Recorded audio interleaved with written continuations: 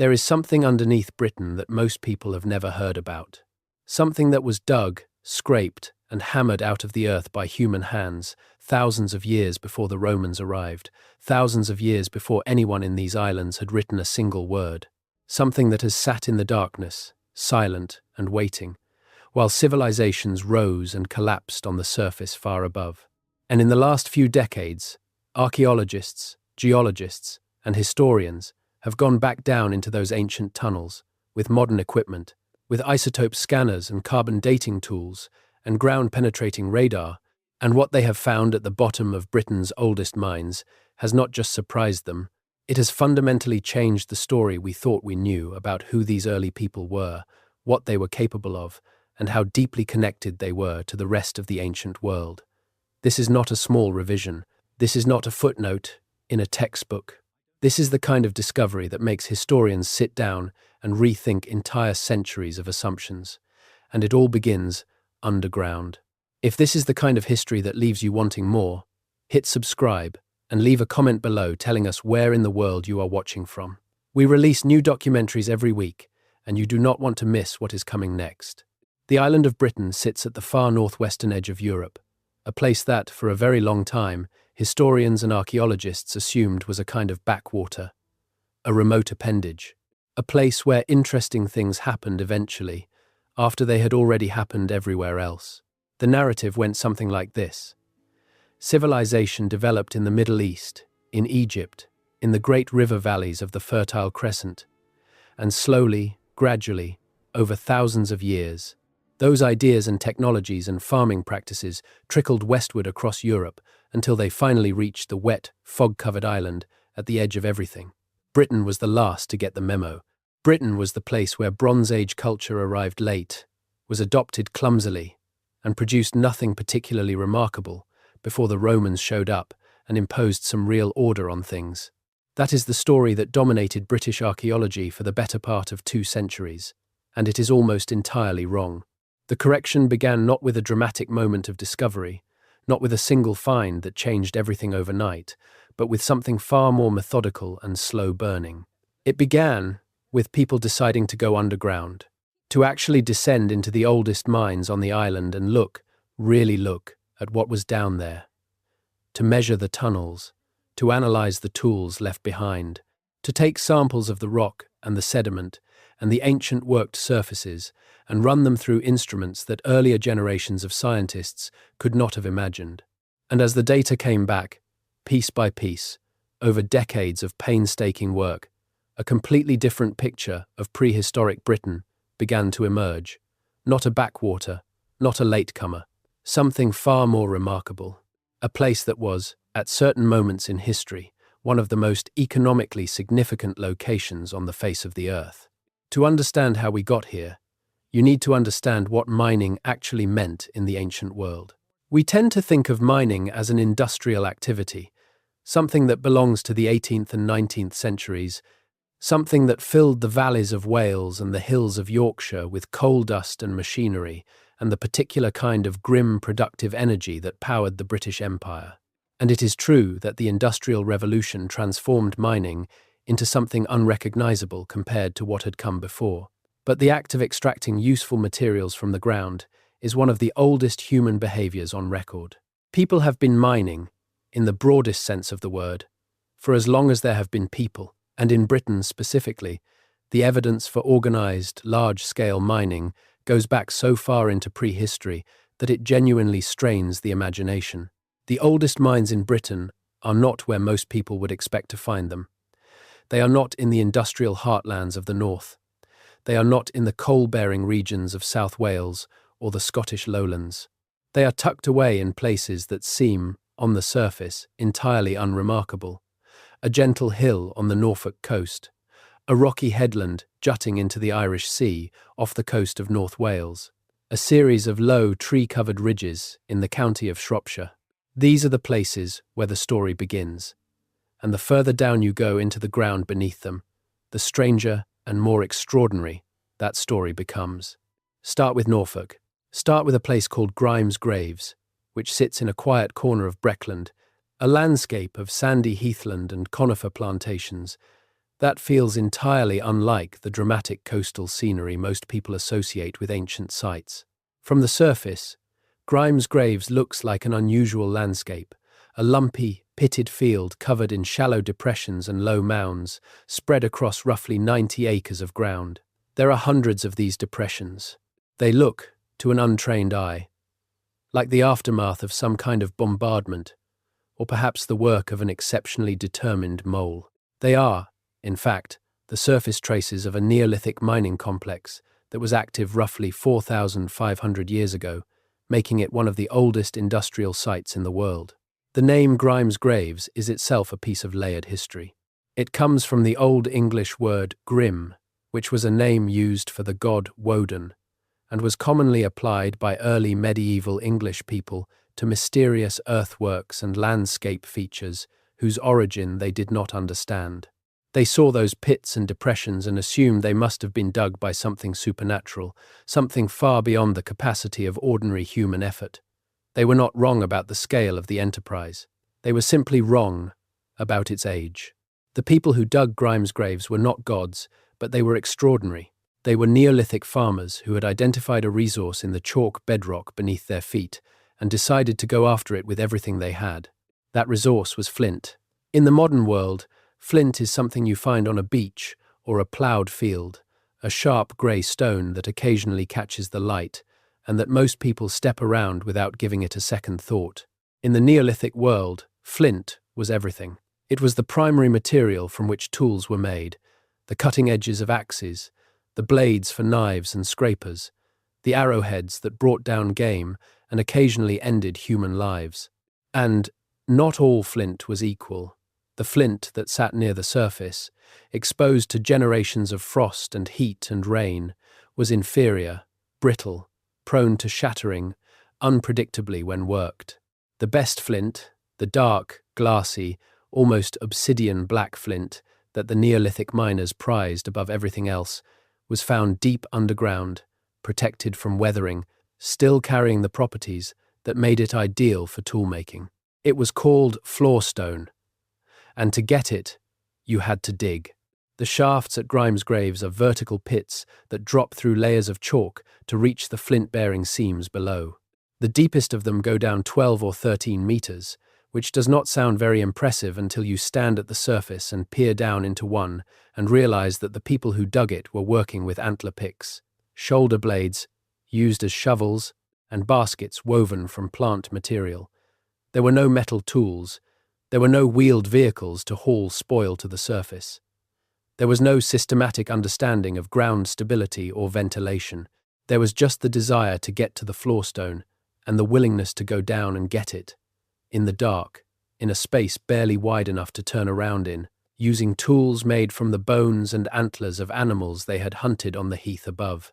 When archaeologists first excavated Grimes Graves seriously in the late 19th century, they were struck by the volume of material they found at the bottom of the shafts. Discarded antler picks, some of them worn down to almost nothing from use, animal bones, chalk rubble, occasional fragments of pottery. What they were less prepared for was the extent of the horizontal galleries that radiated outward from the base of each shaft. Once the miners reached the flint seam they were after, they did not simply extract the material and go back up. They tunneled sideways, following the seam along its horizontal course, pushing galleries outward in multiple directions, sometimes meeting the galleries from adjacent shafts in the process. The underground space at Grimes Graves was not a series of isolated pits, it was a network, a subterranean system that linked hundreds of individual excavations into something that looks, on a map, remarkably like a city. The conditions in those galleries were extraordinary. The passages are sometimes only half a meter high, sometimes less. Adult humans cannot stand up in them. They cannot even crawl comfortably in many sections. The miners who worked them must have spent their shifts lying on their sides, or shuffling forward on hands and knees in complete darkness, except for the light from small chalk lamps burning animal fat, working the antler picks in tight, constrained swings, breaking off chunks of the chalk matrix around the flint nodules, passing the debris back along a human chain to be hauled to the surface. The physical demands were brutal, the psychological demands of working in that darkness, in those confined spaces, hundreds of meters of solid chalk between you and the sky, must have been something that modern humans can barely begin to imagine. But here is what the evidence tells us, and what makes Grimes' graves so remarkable, even by the standards of a story full of remarkable things. The miners were skilled. They were not desperate people hacking randomly at the ground in the hope of finding something useful. They understood the geology beneath their feet, with a precision that took modern geologists several centuries of systematic study to match. They knew which seams were worth pursuing and which were not. They could read the chalk matrix and predict where the best floorstone would be found. They planned their excavations. They managed the resources of the site. They were, in every sense that matters, professional miners. And they were doing this 4,500 years ago, in a period that most of us still instinctively associate with primitive cave dwelling, with people who barely understood the world around them. The discoveries at Grimes' graves forced a reassessment. But they were only the beginning. Because as extraordinary as the Neolithic flint mines of Norfolk are, they represent an early chapter in a story that becomes progressively stranger and more significant the further forward through time you move. The flint miners were working with the technology of their age, extracting the most valuable material available to them from the earth beneath their feet. What came after them, the people of the Bronze Age who arrived in Britain roughly 4,000 years ago, needed something entirely different. They needed copper, and the place where they found it, and what they did with it, is where the real story of Britain's ancient mines begins to intersect with the history of the entire ancient world. The Great Orme juts out into the Irish Sea from the north coast of Wales like a clenched fist. It is a dramatic piece of landscape, a massive limestone headland that rises 207 meters above the sea and offers views on clear days across to the Isle of Man and the distant smudge of the Lake District to the northeast. Today it is a tourist destination, served by a Victorian tramway and populated in summer months by families making their way up to the Summit Cafe and the open fields where a herd of cashmere goats roams with an air of aristocratic indifference. It is a pleasant place, a mild place, a place that carries none of the visual drama of the English Midlands or the Scottish Highlands. And underneath it, hidden from sight, is the largest prehistoric copper mine ever found anywhere in Europe. The mines at Great Orme were known to local people for a long time before archaeologists began to take them seriously. Copper had been extracted from the headland in more recent centuries, and some of the older workings were occasionally encountered during those later operations. But the true age of the site, and the genuinely staggering scale of what lay underground, was not understood until a systematic program of archaeological investigation began in the 1980s and 1990s. What emerged from that investigation was something that the archaeologists involved have described, in the careful, understated language of academic publication, as unexpected. In the language of plain speech, it was astonishing. The Bronze Age mines at Great Orme are enormous. The total volume of rock removed by prehistoric miners is estimated at roughly 5,000 tons. The network of tunnels and galleries extends for at least 5 miles of mapped passageways, and there are sections of the site that have still not been fully explored. The deepest workings go down approximately 70 meters below the current surface. And all of this was done with stone hammers and antler picks, with bronze chisels and wooden wedges, by people who had no mechanical advantage of any kind. No gunpowder, no machinery, no systematic understanding of structural geology. They did it by force of numbers, by accumulated knowledge passed down through generations, and by an understanding of copper-bearing rock that was precise enough to follow the ore seams through the limestone with a consistency that modern miners find quietly extraordinary. The tunnels at Great Orme are narrow, deliberately narrow, in a way that tells you something important about who was doing the work. The passages are too small for adults to move through comfortably in many sections. They are, in places, the right size for a child of 8 or 10 years old. And this is not a coincidence. The stone hammers found throughout the mines, used to break up the ore-bearing rock, come in a range of sizes, but many of them are small, fitting naturally into small hands. The marks left by tools on the tunnel walls sometimes sit lower than an adult kneeling upright could comfortably reach. The evidence strongly suggests that children, possibly including very young children, were working at the face of these tunnels, breaking up the ore, filling the baskets that would carry it to the surface, doing the work that adults were physically too large to do in those tight, dark spaces. This is not comfortable knowledge. It sits uneasily alongside the natural human desire to find in the deep past a kind of simplicity, an uncomplicated authenticity that the complexity of modern life seems to have buried. But the evidence is there in the stone. The mines at Great Orme were not a place where people occasionally extracted a little copper for their own use. They were an industrial operation. They required organized labor on a significant scale, and the organization of that labor was not constrained by modern ideas about childhood or welfare. People sent their children underground because children could reach places adults could not, and because the copper had to come out. The copper that came out of Great Orme would have been processed on the surface. The ore, a green-tinged rock called malachite, contains copper in a chemically bound form that must be smelted out through the application of intense heat. The Bronze Age people who worked the Great Orme had smelting technology. They had furnaces capable of reaching the temperatures required to separate the copper from the rock, and they had the knowledge to then alloy that copper with tin to produce bronze, the metal that gives the entire period its name. Fragments of the waste material from this smelting process, called slag, have been found around the site. The scale of the operation, judging by the volume of ore extracted, was extraordinary. Estimates of the total amount of copper produced at Great Orme during its period of operation range widely, but some calculations suggest it may have been enough to produce tens of thousands of bronze axes. The headland was not just a mining site, it was a manufacturing centre. It was, in the terms of its own time, a factory. But where did all that metal go? That is the question that changed everything.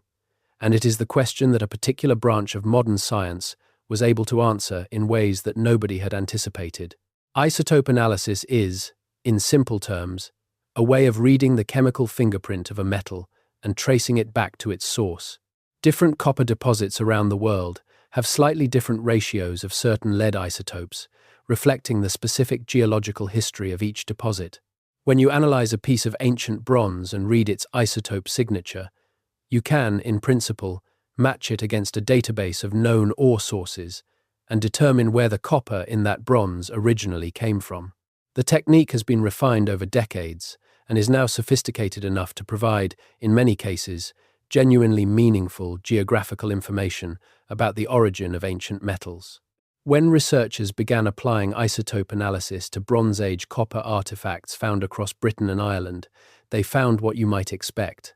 A lot of the copper in early British bronzes came from British sources, but then the researchers extended their database.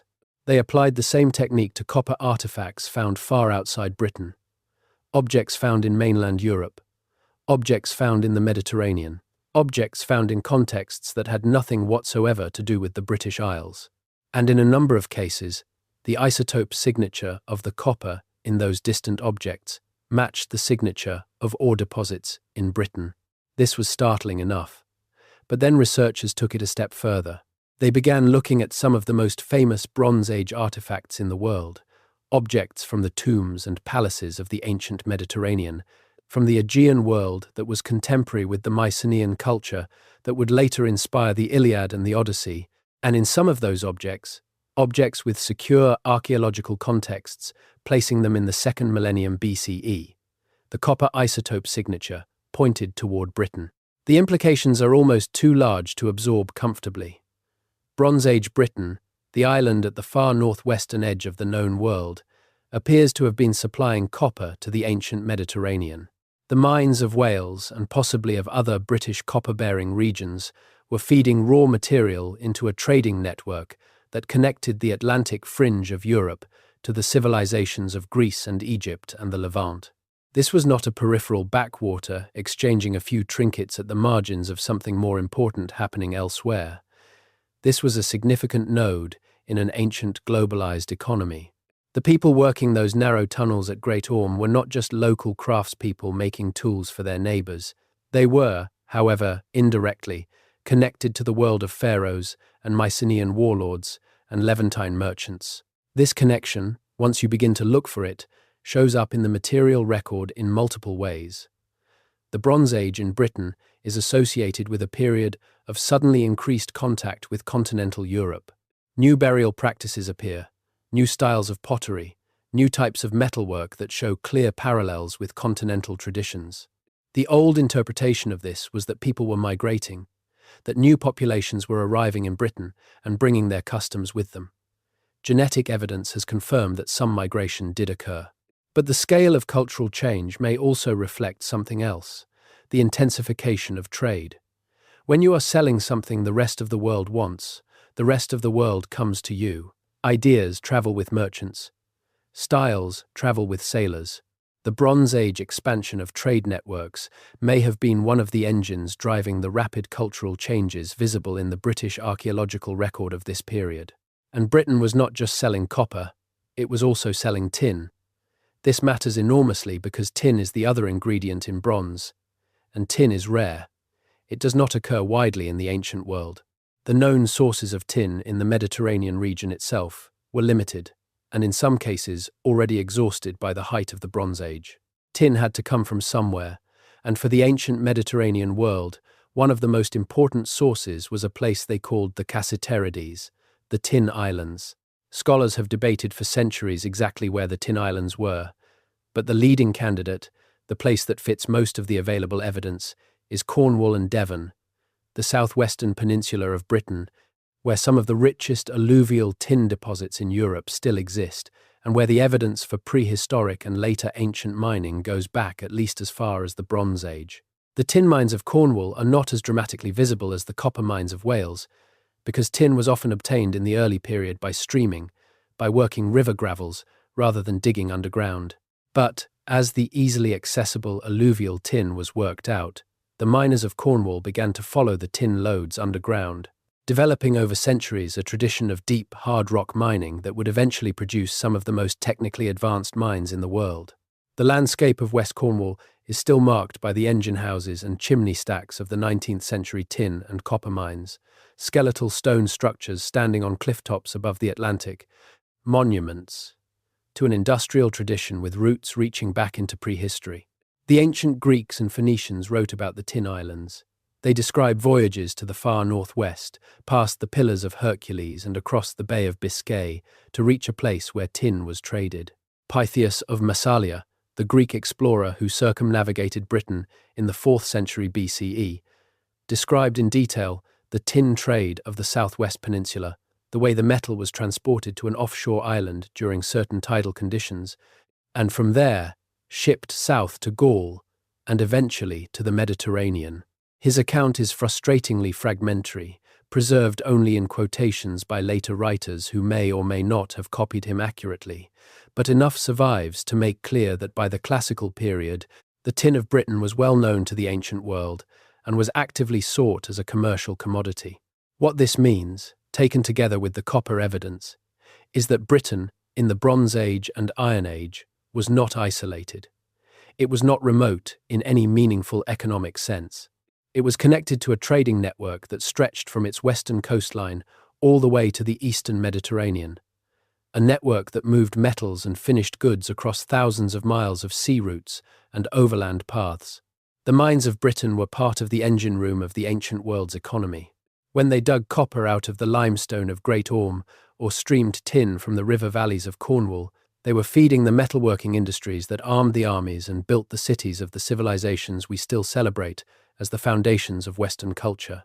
This picture, the picture of Bronze Age Britain as a significant player in a globalized ancient economy, has not been universally accepted without debate.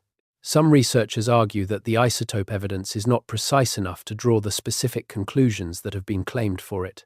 Some point out that other copper sources have similar isotope signatures to British ones, creating ambiguity in the attributions.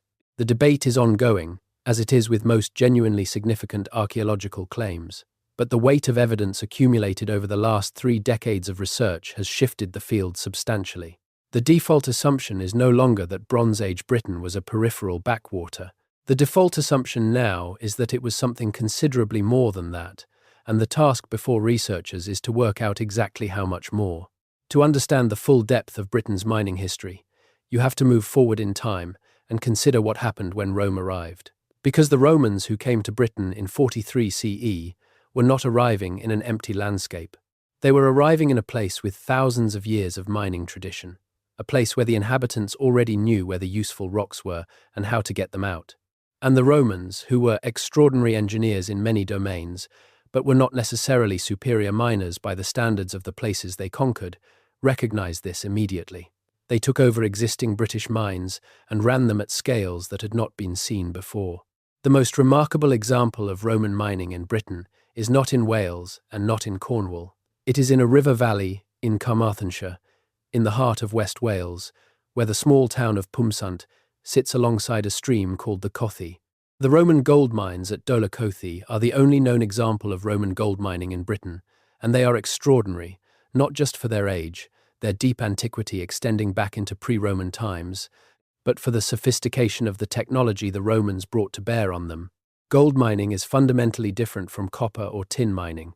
Gold occurs in nature in its native state, not chemically bound in an ore that needs to be smelted, but as actual gold, tiny particles, and sometimes larger nuggets, disseminated through quartz veins in the rock.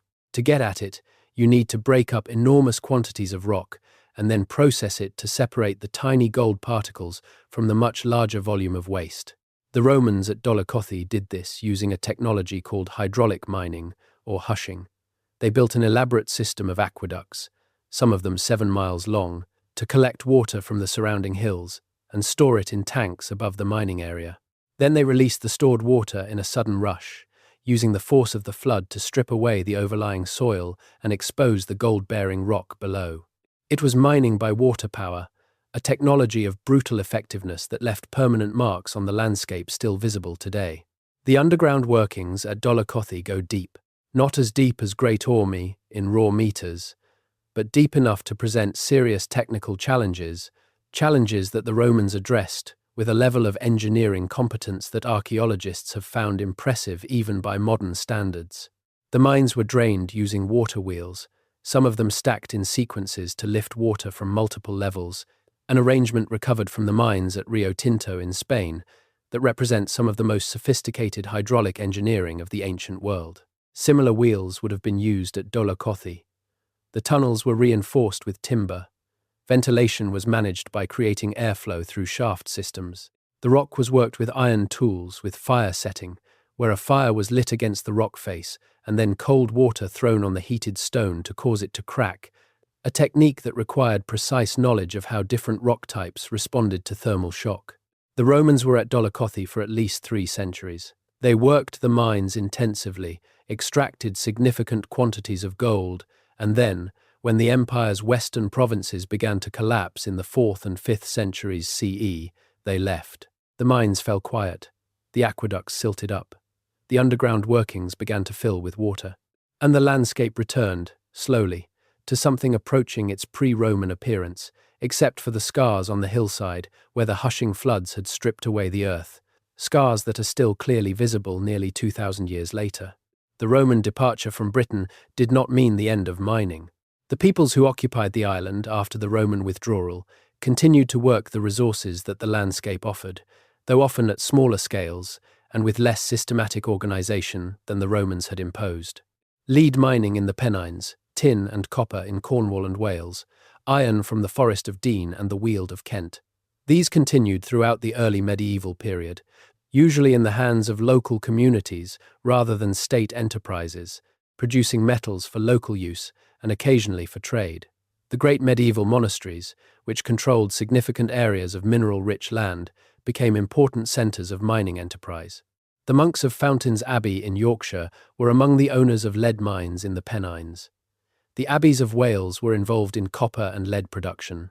Religious institutions, with their organisational capacity, their long time horizons, and their hunger for both income and building materials, were among the most significant mining operators of the medieval centuries.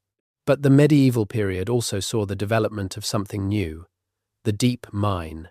Not deep in the prehistoric sense of 10 or 12 meters, but deep in a more modern sense, mines that descended tens of meters, eventually hundreds of meters, into the rock, following the metal-bearing veins wherever they led. This required new technology. New thinking about how to manage the practical problems that depth creates: the flooding, the foul air, the increasing heat, the growing difficulty of hauling material to the surface. Medieval miners grappled with all of these problems using a combination of ingenuity, accumulated experience, and occasional catastrophe. Many deep mines flooded and were abandoned. Many miners died from foul air or roof collapses. But the knowledge accumulated, passed down within mining communities through a tradition of oral instruction that was jealously guarded and carefully maintained.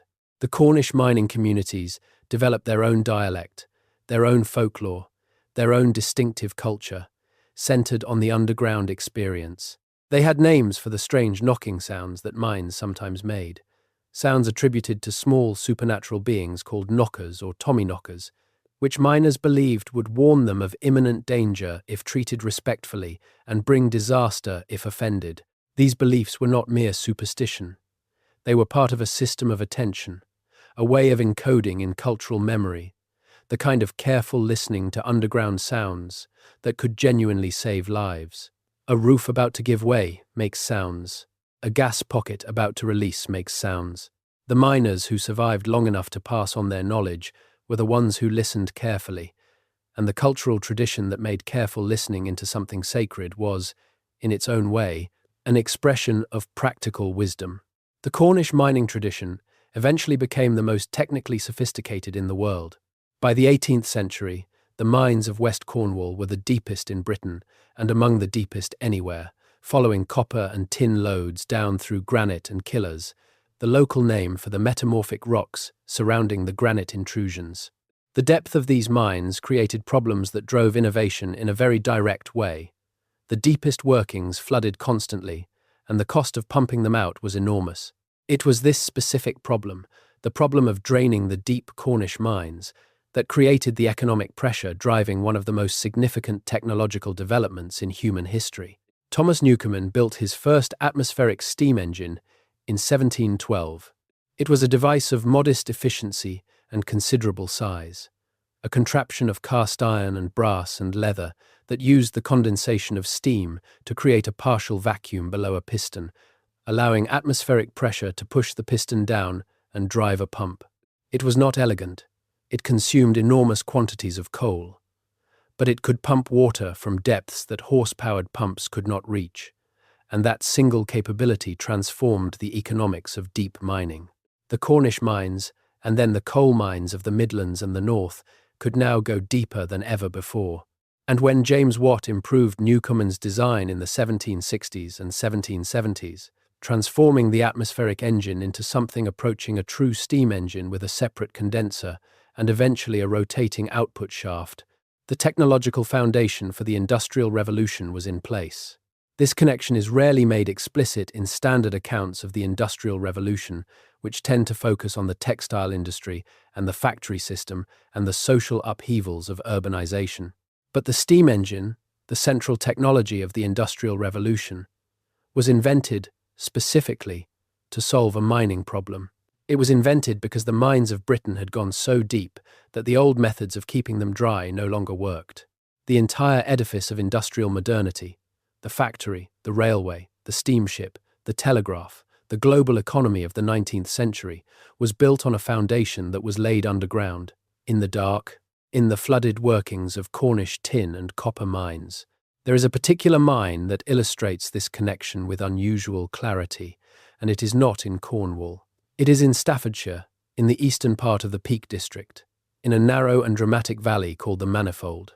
The mine is called Ecton, and it sits beneath a hill above the village of Wetton, unremarkable in appearance, a rounded limestone hill covered in grass and a few isolated trees. From the road below, there is no indication that anything extraordinary lies beneath. But Ecton is, by any measure, one of the most significant mines in British history. The copper at Ecton was known in Roman times, and possibly before.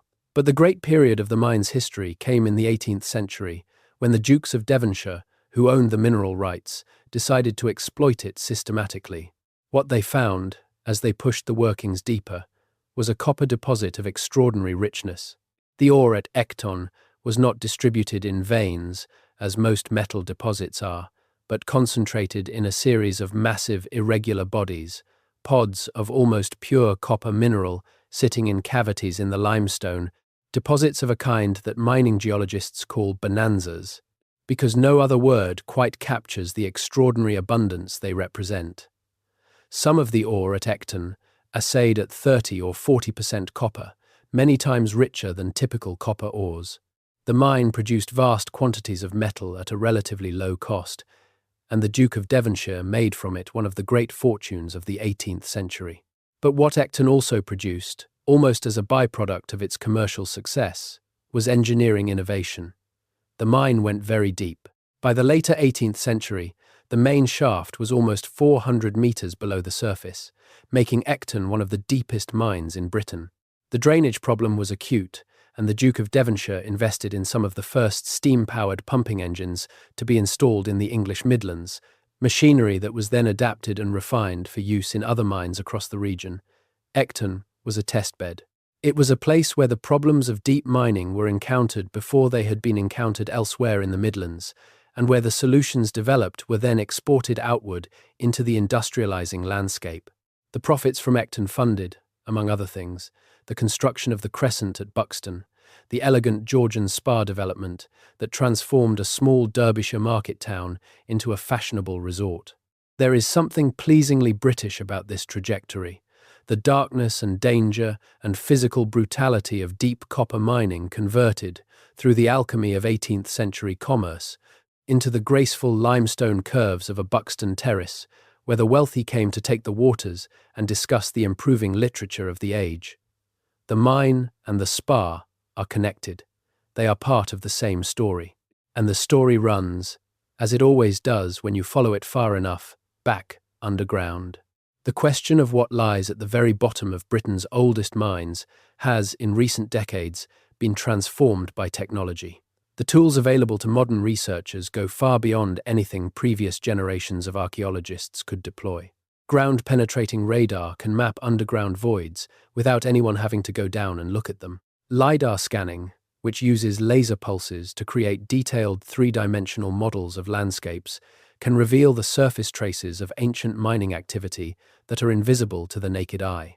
And isotope analysis, the technique already mentioned in connection with Bronze Age copper, can now be applied not just to metals but to a range of other materials, making it possible to trace the movement of goods and materials through ancient trading networks with a precision that was unimaginable a generation ago. What these technologies are revealing, as they are applied to Britain's mining heritage, is a picture of extraordinary depth and complexity. Great Orme, for example, has sections of prehistoric workings that have not yet been excavated or fully surveyed. The deepest parts of the mine, below the water table that has accumulated since the Bronze Age, cannot be entered without major drainage work. What lies in those flooded galleries is unknown. The tools and debris left by the last Bronze Age miners to work those sections are presumably still there, undisturbed by 4,000 years of subsequent human activity, preserved in the cool, dark, waterlogged conditions that are ideal for the survival of organic materials. The antler picks of the Bronze Age miners of Great Orme may still be lying where they were set down when the miners walked away for the last time. The knowledge of what those deepest sections contain would be extraordinary. At Grimes Graves in Norfolk, ongoing research has revealed that the site is larger than originally believed. Geophysical surveys have identified the surface signatures of shafts that have not been excavated, suggesting that the number of individual mine workings at the site may be considerably higher than the traditional estimate of 433. The question of how Grimes Graves was organized, how the labor was managed, who controlled access to the resource, and how the finished flint products were distributed, is one that researchers continue to investigate. Evidence from the debris in the mine shafts, from the type and condition of the discarded tools, from the occasional human remains found in the workings, all of it is being brought to bear on these questions. The answers that are emerging paint a picture of a more organized, more hierarchical, and more economically sophisticated society than the term Neolithic suggests to most people. The lead mines of the Pennines have their own extraordinary depth of history. Lead mining in Derbyshire and Yorkshire goes back at least to the Roman period, and possibly before. The Romans valued lead for a range of applications, for lining baths and aqueducts, for making pipes, for soldering vessels, for producing the white lead pigment used in cosmetics and paint. The lead of the British Pennines was exported across the empire, stamped with the name of the relevant authority, the emperor, the procurator, the mining company, in a form of product marking that is recognizable to any modern person who has ever seen a factory stamp on a piece of manufactured goods. Pigs of Roman lead, as the ingots are called because of their pig-like shape, have been found not just across Britain, but on the continent, evidence of a trade in British lead that reached across the empire. The medieval lead miners of Derbyshire operated under a remarkable legal framework called Barmote law, a system of mining rights and obligations that was old enough when it was first written down that nobody could say how old it actually was. Barmote law gave any free man the right to mine for lead on the common land of the Derbyshire lead field, subject to various duties and obligations, including the payment of a share of the ore to the lord of the mine, and the resolution of disputes through a specialized court called the Barmote Court. This court still technically exists, making it one of the oldest continuously functioning courts in England, a living fossil of medieval mining governance that has survived because the lead field, though largely inactive, has never been formally dissolved. The mines of Derbyshire penetrated deep into the limestone through a maze of levels and shafts and naturally occurring cavities in the rock. The relationship between the man-made workings and the natural cave systems of the Peak District is close and sometimes confusing. Miners following a lead vein would break through into natural cavities, and cave explorers would find ancient mine workings in what they thought were pristine natural systems. The underground landscape of Derbyshire is a hybrid of the natural and the human, shaped by millions of years of geological process and by centuries of deliberate extraction, in a way that makes the boundary between the two almost impossible to define. Blue John Cavern near Castleton in Derbyshire is a famous example of this ambiguity. The cavern is celebrated for its deposits of Blue John, a banded purple-blue fluorspar that is unique to a specific geological formation in this small area, and has been worked into decorative objects since at least the Roman period. The cavern itself is a natural cave system, but it is accessible partly through workings that were cut to reach the Blue John deposits. Natural cave and mine shaft, geological wonder and mineral extraction. At Blue John, as at dozens of other sites across the Pennines, the line between them has been deliberately erased. You walk through what appears to be a natural cave and suddenly encounter a hand-cut tunnel. You follow a mine level and emerge into a cavern that no human hammer shaped. The coalfields of Britain represent a different kind of depth, both literal and metaphorical. Coal mining in Britain goes back at least to the Roman period, possibly earlier. The Romans used coal at several sites, and evidence of coal burning has been found in Roman contexts across northern England. In the medieval period, coal was mined at the surface or in shallow pits in several locations, particularly in the northeast of England, around the Tyne Valley and in the Midlands. The distinctive geological feature of many British coalfields is that the coal seams, though they may outcrop at the surface, dip away underground at relatively gentle angles, meaning that to follow a productive seam, you have to go both down and outward, pursuing the seam as it descends beneath the overlying strata. The consequences of this geology were profound. As the surface outcrops were worked out, miners had to follow the seams underground, going deeper with each generation. By the 17th century, some coal mines in Northumberland and Durham were already reaching depths where flooding was a serious problem, and the foul air in the deepest workings was a constant hazard. The innovation that made deep coal mining possible, the steam engine, arrived in the early 18th century, and the coal mines were among its first and most enthusiastic adopters. Coal powered the steam engines. The steam engines drained the coal mines. The coal mines produced the fuel to power more steam engines. It was a feedback loop of extraordinary productive power, and it ran on the geological accident that had buried the organic debris of ancient tropical forests beneath the rocks of what would eventually become a cool, rainy, temperate island at the edge of Europe. The miners who worked the British coalfields were doing something they understood to be materially necessary. They were digging up rock to burn for heat and later for industrial energy, but they were also, without knowing it, digging through time. The coal seams of Britain are the compressed remains of vast forests that grew in the Carboniferous period. roughly 310 to 350 million years ago, when the landmass that would become Britain sat in the tropics, close to the equator, covered in swampy forest inhabited by giant ferns and club mosses, by insects of improbable size, by the early ancestors of reptiles. The coal miners dug through those ancient forests every day of their working lives, and occasionally they found things in the rock that were not coal, plant fossils, extraordinarily detailed, preserved impressions of ancient leaves and stems and seeds, the remains of organisms that had lived and died in those tropical forests when the dinosaurs were still hundreds of millions of years in the future. These fossils were not always recognized for what they were. Many were thrown away with the spoil. Some were kept as curiosities, displayed in farmhouses and public houses, admired without being understood.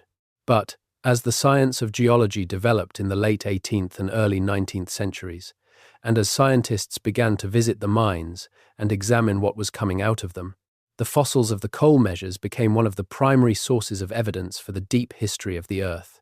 The coal miners of Britain, going down into the Carboniferous, were providing the raw material for a revolution in human understanding of time itself. William Smith, the surveyor who created the first geological map of Britain in 1815, learned his geology in the coal mines of Somerset. He worked as a surveyor for the canal companies that were building their networks across the English countryside in the 1790s, and in the course of that work, he spent years in underground spaces, observing the rock layers that the canal excavations exposed. He noticed something that had been observed by others, but never fully articulated, that different rock strata contained different fossils, and that the same fossils always appeared in the same order. This was the principle of stratigraphy, the fundamental insight underlying all modern geology, the recognition that rock layers represent time in a systematic and readable way. Smith did not learn this principle from books or from academic study. He learned it in the field, underground, from the rocks themselves, from the strata exposed in mine shafts and canal cuttings across the English Midlands. The deep history that the mines of Britain unlock is not only the history of the mines themselves, or even the history of the people who worked them, it is the history of the Earth. The geology that the miners have been cutting through for 4,000 years or more is a record written in stone, a record of ancient oceans and tropical forests and mountain ranges long since eroded away, of volcanic eruptions and glaciations, and the slow continental drift that has carried the landmass of Britain from the tropics to its current position on the edge of the North Atlantic. Every shaft, every level, every gallery represents a cross-section through that history. The miners reading the rock faces in the underground dark were reading, without knowing it, pages of a history so old that human time becomes almost meaningless in comparison. The limestone of the Pennines was laid down as sediment on the floor of a warm, shallow sea 350 million years ago.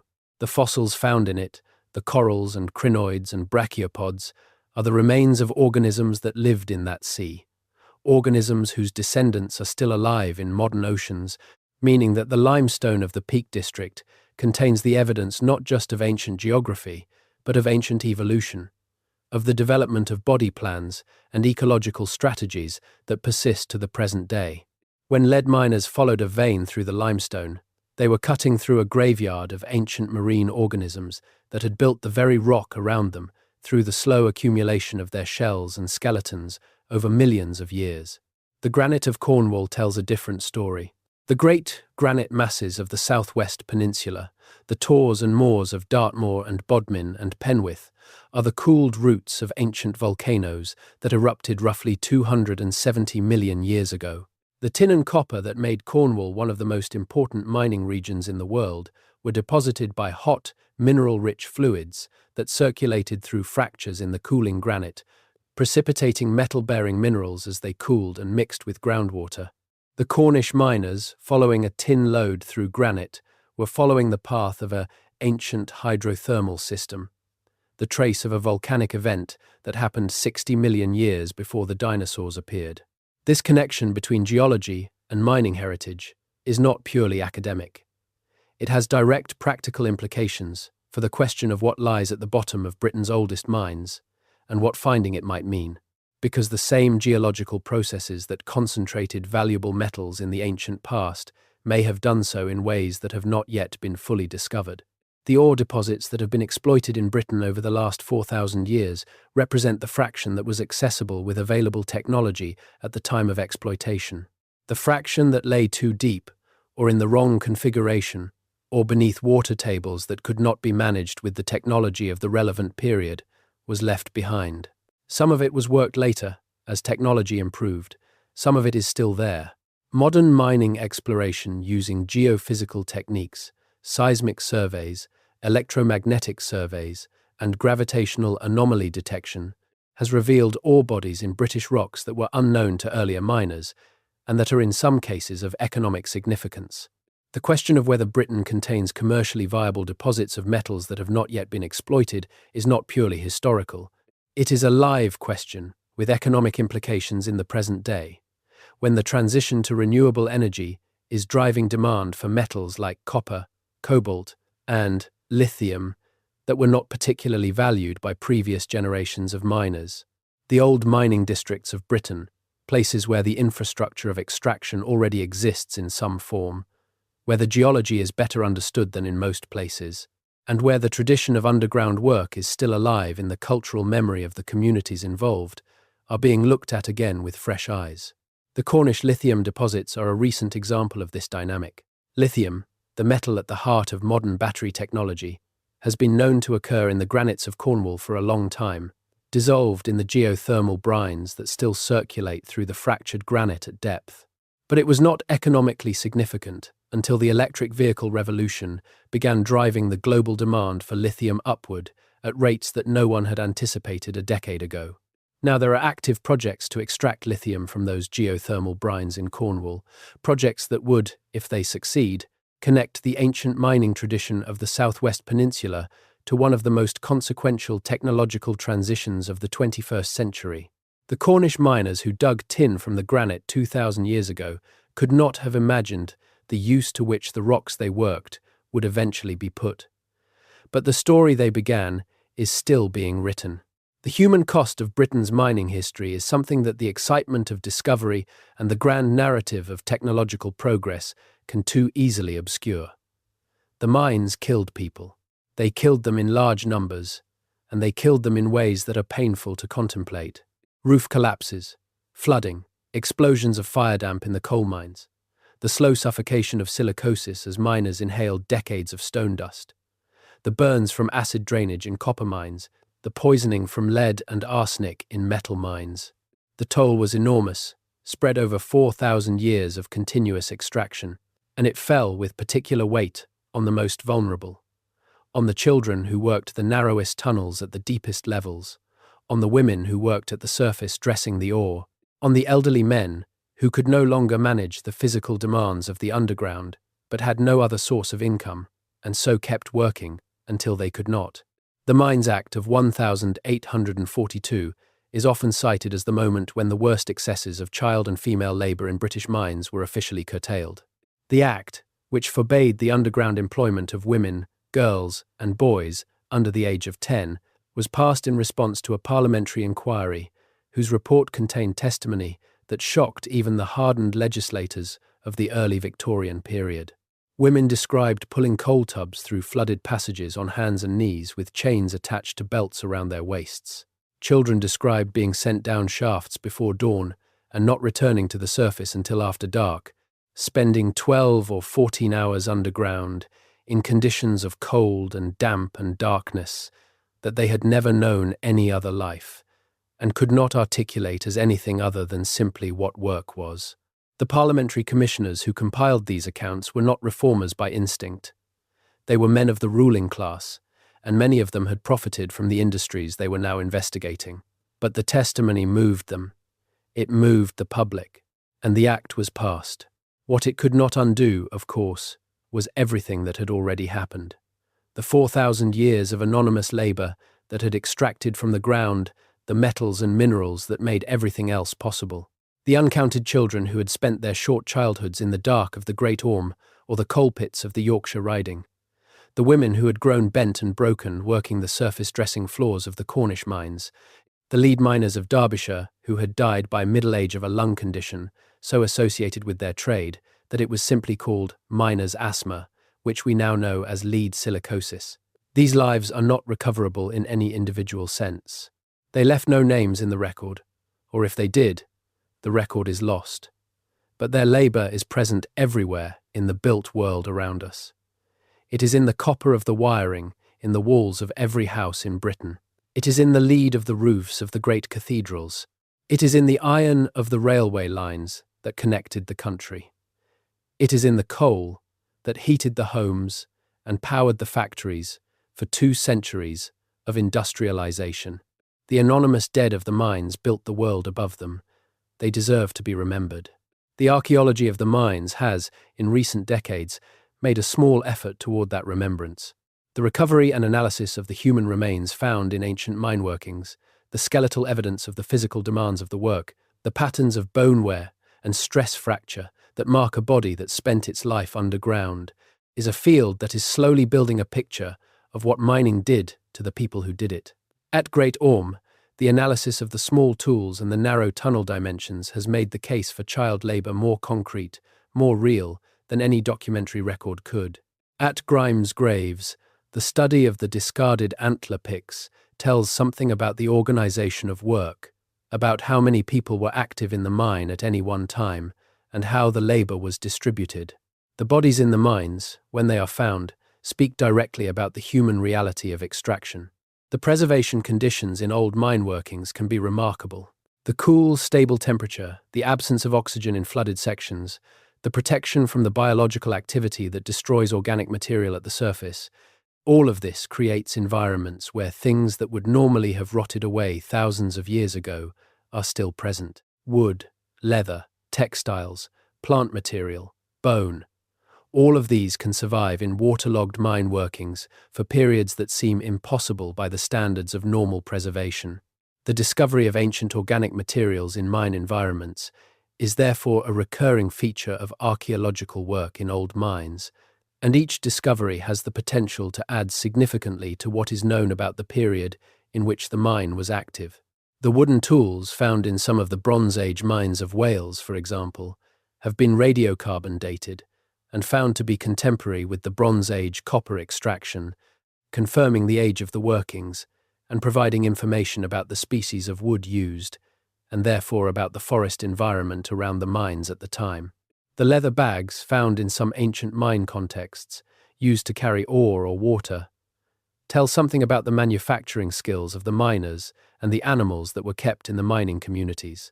Ropes and basket work, preserved in waterlogged deposits at the base of ancient shafts, carry information about the fiber plant species used and the braiding techniques employed, information that can be compared with evidence from elsewhere in the ancient world, to trace the spread of technologies and practices across trading networks.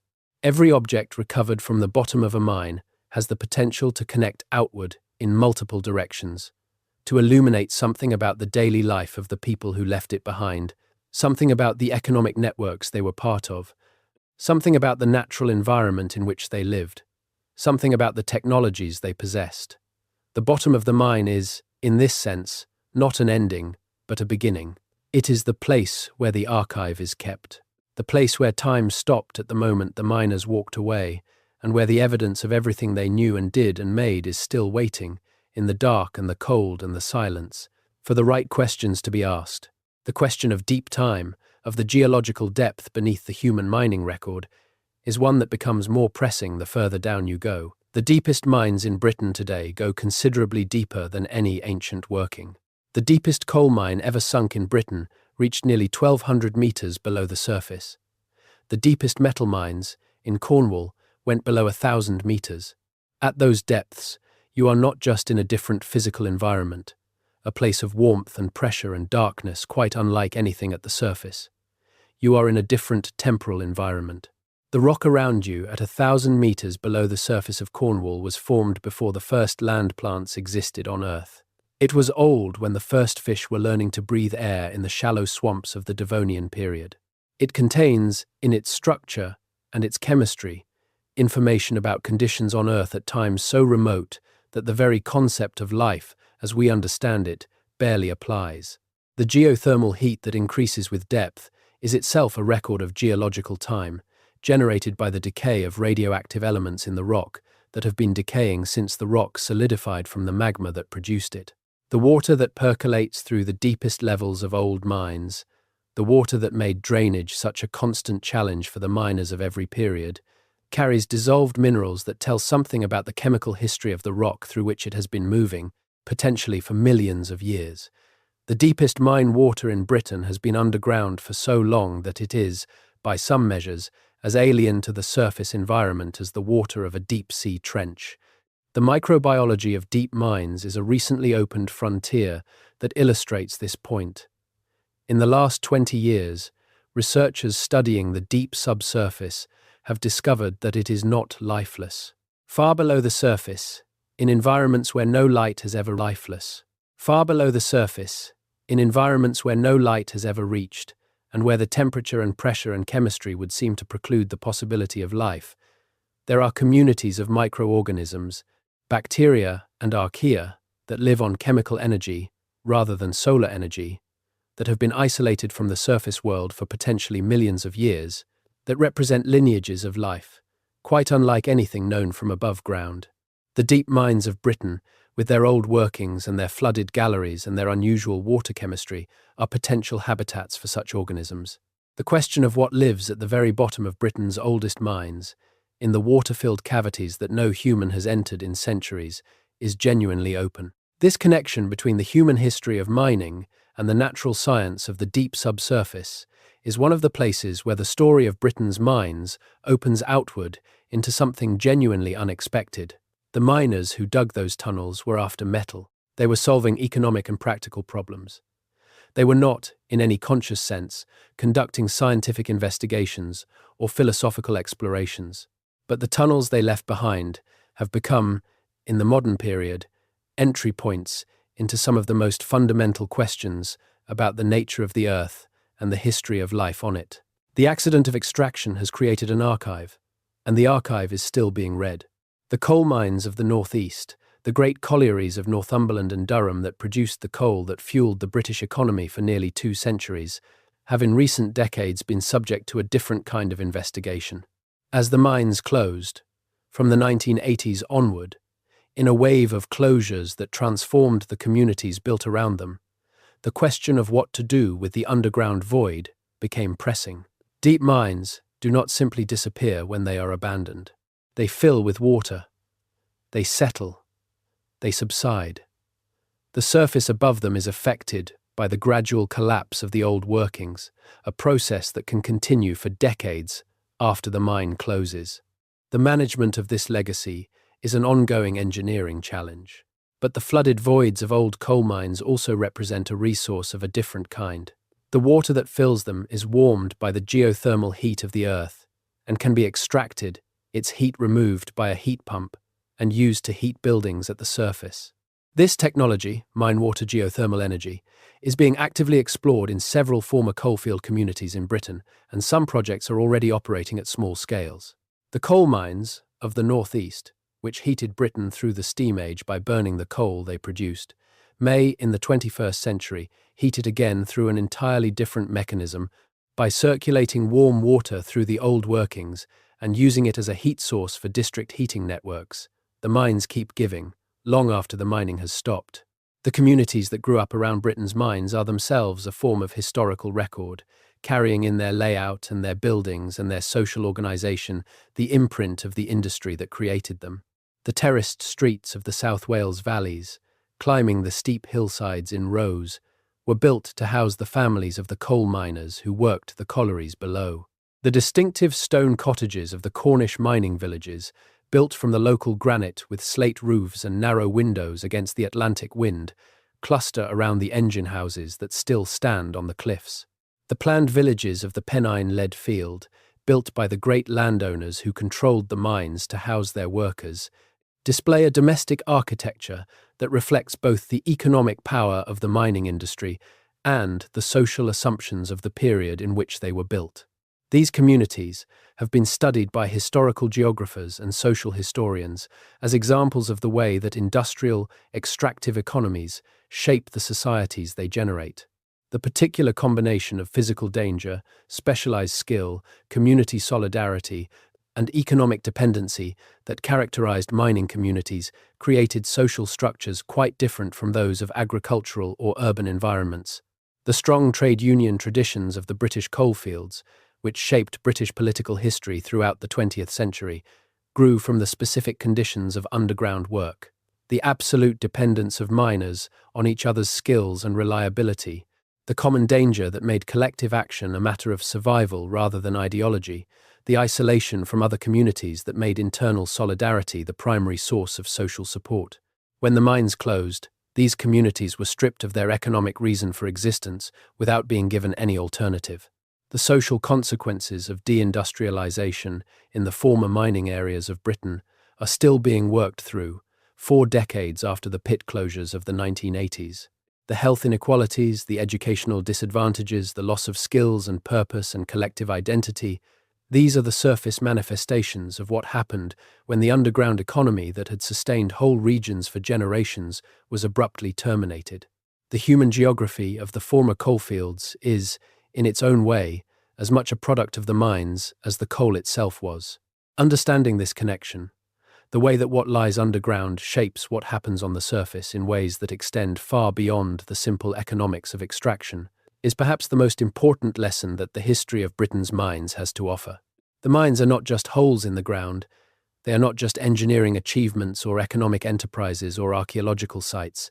They are the foundation on which whole societies were built, the invisible substructure beneath the visible history of the island. The people who went underground to extract what they found there were not peripheral figures, they were central. They were, in a very real sense, the people whose labor made everything else possible. The story of Britain's oldest mines does not have an ending, because the mines themselves have not ended. Some are still active, some are being rediscovered. Some are being converted to new uses, as geothermal systems, as tourist attractions, as underground research laboratories, as spaces for growing food in the controlled environment that mine workings provide. The old mine at Wookey Hole in Somerset is now a cave attraction. Givor Mine in Cornwall is a museum. The old lead mines of the Dales are explored by cavers who follow the same passages that medieval miners cut, their helmet lights picking out the same rock surfaces that the miners examined by the light of tallow candles.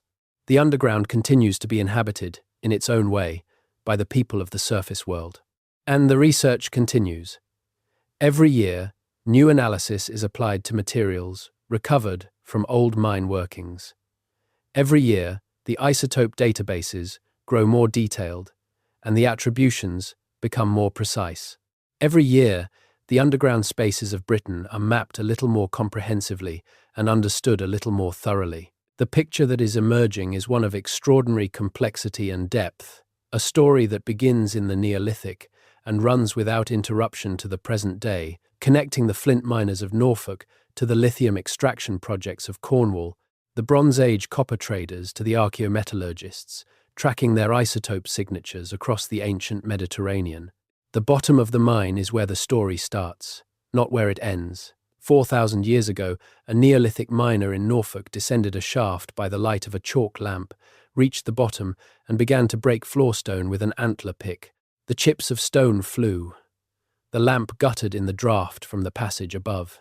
The miner worked on, thinking thoughts we cannot recover in a language we cannot speak, pursuing a purpose we can only partly understand. And the story of that moment, the story of the hand on the pick and the darkness and the chip of perfect black flint falling into the basket, is still unfolding. We are still learning what was at the bottom, and the more we learn, the more extraordinary it becomes. Britain's oldest mines go deeper than anyone expected, deeper in time, deeper in connection, deeper in meaning than the surface of the island would ever suggest. What is at the bottom is not just rock and metal and ancient debris. What is at the bottom is the evidence of who we are, and how far back the chain of human effort and ingenuity and sheer physical courage actually goes. It goes further than the Industrial Revolution. It goes further than Rome. It goes back to the very beginning of the complex, connected, resourceful society that this island has been sustaining for longer than most people have ever been told. And that, in the end, is what changes everything. There is a chapter of Britain's mining story that rarely gets the attention it deserves, and it concerns not metals at all, but salt. The Great Cheshire salt deposits, which have been mined for at least 2,000 years and possibly considerably longer, represent one of the oldest continuously exploited mineral resources on the island. Salt is not glamorous. It does not carry the alchemical romance of gold or the industrial mythology of coal. But for most of human history, salt was more economically significant than either, because salt was the only reliable way to preserve food, and food preservation was, quite literally, the difference between survival and starvation through a northern winter. The salt of Cheshire comes from beds of rock salt, halite, laid down roughly 230 million years ago, when the land that would become Britain lay in a hot, arid basin, a kind of inland sea, that repeatedly evaporated and left behind vast crystalline deposits of mineral salt. Those deposits are still there, lying beneath the flat green landscape of the Cheshire Plain in beds hundreds of meters thick, and they have been extracted at various periods and through various methods for as long as people have known they were there. The Romans operated salt works at a place they called Condate, which we now call Northwich, and the evidence of their operations is buried under the modern town. The medieval period saw intensive exploitation of the salt springs, the natural brine that seeped upward through the overlying rock from the salt beds below, and the town of Nantwich, Middlewich, and Northwich take their names from the Anglo-Saxon word for salt works, wick, a marker of how central salt production was to the identity and economy of the region. The extraction of salt from the Cheshire Plain by pumping brine from the underground salt beds created, in the 19th and 20th centuries, a phenomenon called subsidence that transformed the landscape in unsettling and sometimes spectacular ways. As the brine was extracted, the underground cavities left behind collapsed, and the surface above them sank, sometimes gradually and sometimes quite suddenly. Entire streets in Northwich dropped by meters over the course of decades. Buildings tilted, roads disappeared into sinkholes. The peculiar timber-framed buildings, characteristic of old Northwich, built on the principle that they should be easily jacked up and realigned when the ground beneath them moved, are a direct architectural response to the instability created by 2,000 years of salt extraction beneath the town. They are buildings designed to move with the earth rather than resist it, a physical manifestation of the long human negotiation with what lies underground. The iron mines of Britain deserve a chapter of their own, not merely as a precursor to the coal-powered steel industry of the 19th century, but as a story of continuous extraction reaching back well before the Roman period. Britain has iron ore in multiple geological settings.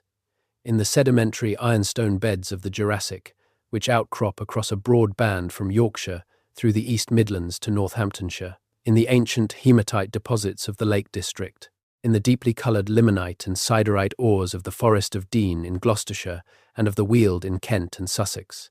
Iron smelting in Britain began in the Iron Age, roughly 2,500 years ago, though recent research has pushed some dates of early iron use back further toward the Late Bronze Age, suggesting an overlap period when both metals were in use simultaneously. By the time the Romans arrived, iron production in Britain was already a well-established industry, serving a sophisticated market. The Forest of Dean is the most historically continuous of Britain's iron mining districts.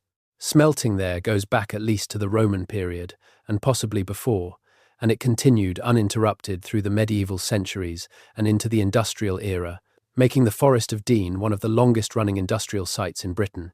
The forest itself owes its character partly to the ironworking tradition.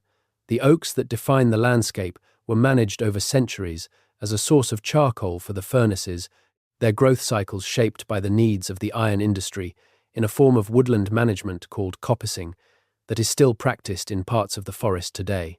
The trees of the Forest of Dean are, in a sense, artifacts of the iron industry, biological monuments to 400 years of charcoal burning. The miners of the Forest of Dean had, like the lead miners of Derbyshire, a distinctive legal status rooted in ancient custom. Free miners, as they were called, men born within the 100 of St. Briavels who had worked in the mines for at least a year and a day, had the right to mine coal and iron ore in the forest on payment of certain dues and subject to certain regulations. This right was ancient, predating the Norman conquest according to tradition, and was codified formally in the 17th century after disputes with the Crown over the extent of mining rights. Free minerhood in the Forest of Dean is still a legal status, still attainable by those who meet the historic qualifications, making it another living fossil of medieval mining law in a Britain that has largely forgotten the complexity of the industrial legal traditions it once maintained. The alum industry of the North Yorkshire coast is a less well-known but equally fascinating chapter in Britain's mining and mineral processing history. Alum is a chemical compound that was, in the pre-industrial period, one of the most commercially valuable substances in Europe. It was used as a mordant in the dyeing of cloth, binding the dye permanently to the fabric, and without it, the brilliant colours that characterised the expensive textiles of the medieval and early modern period could not be achieved. For most of the medieval period, alum was produced mainly in the papal states of central Italy, giving the papacy a near monopoly on a substance that every cloth-dyeing industry in Europe needed. When the Reformation broke the relationship between England and Rome, the strategic significance of domestic alum production became obvious. The discovery that the shale cliffs of the North Yorkshire coast contained alum-bearing rock was made in the early 17th century, and the subsequent development of the alum industry transformed a stretch of coastline between Whitby and Guisborough into an early industrial landscape of considerable complexity. The production of alum from the shale required a long and elaborate process. The shale had to be mined and then burned in great heaps, a process that took months and generated heat visible from miles away. The burned material was then leached with water and the resulting liquor mixed with a nitrogen source. Originally, human urine collected in barrels from the nearby towns and cities to precipitate the alum crystals. The resulting product was then dried and bagged for sale. The whole enterprise was smelly, slow, and physically demanding, but it produced a substance that England genuinely needed and had previously been paying foreign suppliers enormous sums to obtain. The coastal cliffs where the alum shale was worked still carry the marks of the industry. The worked faces are recognizable to a trained eye, sections of cliff where the rock has a distinctive pale, bleached appearance resulting from the burning process. The hollows where the burned shale was leached, the flat areas where the liquor was processed, the fragments of the stone structures that housed the later stages of production. All of these are present in the landscape, gradually being reclaimed by the sea and the vegetation, but still legible as the remains of a 17th century industrial enterprise that played a significant role in the economic independence of early modern England. Whitby itself, the port town at the heart of the Alum coast, is celebrated in Britain's cultural imagination for very different reasons. For its ruined abbey, for its connection to the Dracula legend, for its jet industry that produced the distinctive black mourning jewellery fashionable in Victorian Britain. But the jet deposits of Whitby are themselves part of the geological story of the North Yorkshire coast, a narrow seam of fossilised wood from trees that grew in the Jurassic period, compressed and altered over 180 million years, into a material that takes a beautiful polish and carries an electrostatic charge when rubbed, a property that gave it an aura of magical significance in the ancient world, long before it became fashionable as jewellery. Jet from Whitby has been found in prehistoric contexts across Britain and Europe, evidence of a very ancient trade in the material, and the carving of jet has been continuous in the area from the Bronze Age to the present day. The jet mines of Whitby, like the alum workings, are cut into the cliffs of the Yorkshire coast, and they represent a kind of mining that is quite different from the great deep shaft operations of the metal districts. They are shallow workings, horizontal adits cut into the cliff face to follow the jet seam, rarely going more than a few meters into the rock before the seam thins out or terminates. But they produced a material that moved through trade networks across the ancient world in a way that is out of all proportion to the modesty of the extraction operation. And their history, though less dramatic than the mines of Wales or Cornwall, is no less genuinely remarkable. What connects all of these different mining traditions, across all their differences of geology and period and material, is the fundamental human behavior of seeing what lies beneath the surface and deciding to go after it. This drive, This willingness to break open the earth and take what it contains is one of the most deeply characteristic human behaviors, one that predates writing and agriculture and every other cultural achievement we tend to use to mark the boundary between primitive and civilized. The Neolithic flint miners of Grimes graves were not primitive.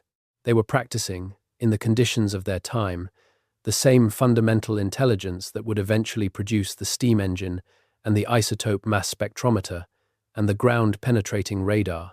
The intelligence that says, there is something valuable below the surface, and it is possible to reach it, and here is how. The Bronze Age copper miners of Great Orme were not isolated people working in ignorance of the wider world. The isotope evidence suggests they were part of a trading system that connected them, across several degrees of intermediary, to the civilizations of the ancient Mediterranean. They may not have known the names of the cities where their copper ended up. They may not have been able to imagine the scale of the world their metal was traveling through. But they were participants in that world. They were economically active in it. Their labor shaped it in ways we are only now beginning to understand. The Roman miners at Dolocothi were not conquerors, extracting wealth from a passive and helpless subject population. They were deploying the most advanced mining technology of the ancient world in a landscape where mining had already been practiced for centuries before they arrived, employing methods that built on the knowledge of local peoples, even as they expanded and systematized that knowledge in new directions. The relationship between Roman mining technology and indigenous British mining tradition is a complex one that has not been fully worked out, but it is certain that the encounter was not simply the replacement of primitive by advanced. It was a meeting of two sophisticated traditions, each with things to teach the other. The medieval miners of the Pennine Lead Field were not serfs working in degradation under the iron heel of feudal authority. The Barmote law they operated under was a genuine legal framework that gave them rights as well as obligations, that recognized their expertise and their contribution to the economy of the region, and that created mechanisms for the resolution of disputes that, whatever their limitations, represented a real acknowledgement of the miners' collective interest. The free miners of the Forest of Dean and the stannary miners of Cornwall had similar frameworks, similarly ancient in origin, similarly reflecting the accumulated practical wisdom of communities that had been managing underground resources for generations. The industrial miners of the 18th and 19th centuries, the coal miners of the Midlands and the North and the Welsh valleys, were not simply victims of capitalist exploitation, though exploitation was certainly part of their experience. They were also members of communities with their own culture, their own values, their own traditions of solidarity and mutual aid that had developed specifically in response to the conditions of underground work. The miners' institutes, the reading rooms and libraries that the mining communities of South Wales and the North East built for themselves out of their own subscriptions, were among the most remarkable educational institutions in Victorian Britain, providing access to books and knowledge and political education for communities that the formal educational system had largely ignored. The mining communities created their own intellectual culture, rooted in the specific experience of underground work and the social relations it generated. The brass bands of the Yorkshire and Durham coalfields, the male voice choirs of the Welsh valleys, the distinctive musical traditions that grew from the mining communities of Britain, are not merely picturesque cultural survivals. They are the expressions of a social life that was organized around the reality of underground work, a life in which the physical danger and the camaraderie and the collective identity of the mine were the central facts around which everything else was arranged. The intensity of that social life, the depth of the bonds it created, and the strength of the cultural traditions it generated is itself a product of what lies underground. The music is a consequence of the mine, as surely as the coal dust in the lungs. The question of what Britain's mining heritage means for the present day is not merely sentimental or historical. The physical infrastructure of past mining, the drainage systems, the engine houses, the shafts and levels and tips, the contaminated land, the subsiding ground, the contaminated watercourses, all of this requires ongoing management and occasionally creates urgent problems. Mine water discharge from abandoned workings is one of the most persistent environmental challenges in Britain's former mining regions. When an underground mine floods, the water that fills it is not neutral.